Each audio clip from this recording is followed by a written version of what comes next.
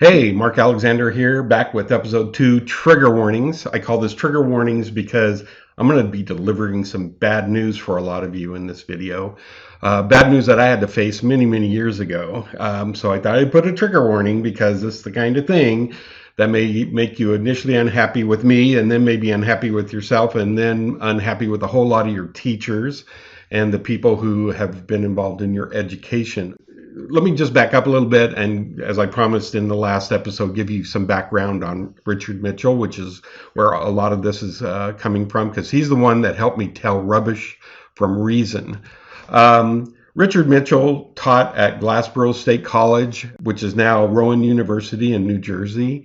And in 1979, he started this little journal. It was just for the campus called the Underground Grammarian. It was only a 4-page little newsletter, which he did some handset type for. Basically, he was starting to give everybody notice that he was going to attack any bureaucratic language, any gobbledygook that was coming out, especially from the dean's office or the president's office or anything that just was garbage. This little thing took off in the first couple of years, so that it became a national and then an international thing. And he used to have subscribers from all over the world giving his comments and sending him examples. And so for 15 years, he published this. He also published 4 books over those years: Less Than Words Can Say, Graves of Academe, The Leaning Tower of Babel, and The Gift of Fire. Great books. Even though I was a published writer at the time I was exposed to Mitchell, he began to teach me that I didn't know how to read or write carefully, that I couldn't tell reason from rubbish. And so what I want to do is kind of give you an example of what I'm talking about and how this whole thing illuminated for me. So let me take a passage from Less Than Words Can Say. Here's what Mitchell says. All logical thought goes on in the form of statements and statements about statements. We can make those statements only in language, even if that language be a different symbol system like mathematics. If we cannot make those statements and statements about statements logically, clearly, and coherently, then we cannot think and make knowledge. People who cannot put strings of sentences together in good order cannot think. An educational system that does not teach the technology of writing is preventing thought. Let me read that last sentence again. An educational system that does not teach the technology of writing is preventing thought. This is pretty incredible to think about because let me give you just a little bit of background. I was a sophomore in high school, and I was put into honors English and honors history. And in honors history, we didn't learn American history. We didn't learn about anything that made us a citizen. We learned about the Bantus of South Africa, which is a noble study. It helped me have a kind of multicultural understanding of things, but it didn't teach me political history. But in English, in my honors English class, what they did is they basically turned us loose to be creative. They didn't teach us anything in terms of grammar, vocabulary, challenging us to be writers. Everybody was so bored. Everybody was taking drugs, mescaline, pot, speed. It was not a healthy thing. I didn't realize how important and what I had missed until I was in a university taking Spanish. I had already been a published writer by this time, and in the Spanish class, the teacher was talking about the importance of prepositions. And I realized I didn't really have a good grasp. What is a preposition? It was the first time anybody had really helped me understand it, and I realized I had been robbed. I had graduated from high school without really a command of prepositions. But one of the things that was clear is that there was something wrong here. And when I transferred to a 4-year university, I finally got a professor who held me to account.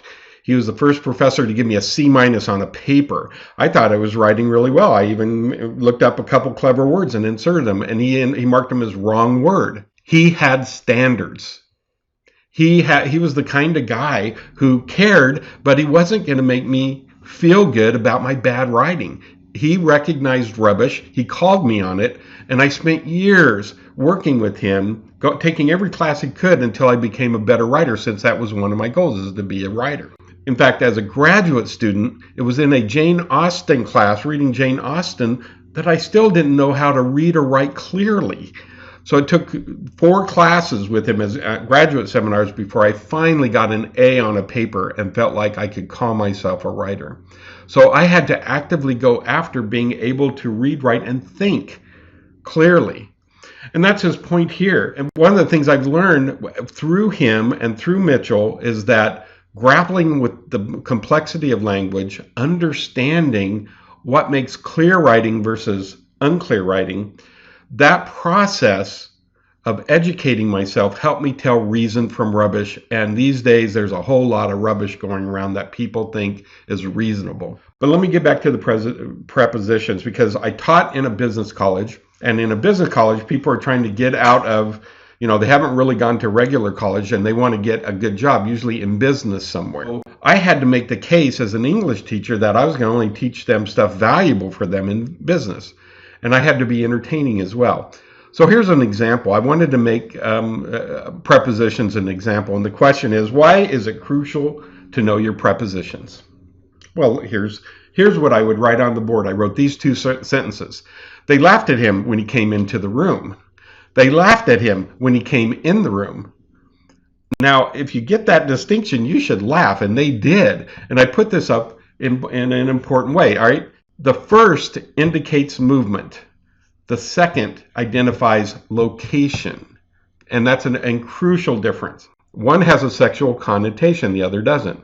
So if you're in a business environment and you say, hey, they laughed at him when he came in the room, when you meant they laughed at him when he came into the room, you think you are communicating one thing, but because you got the preposition wrong, you're communicating something different. And people will laugh at you, and if you don't know the difference, you may not be able to understand why they're laughing at you.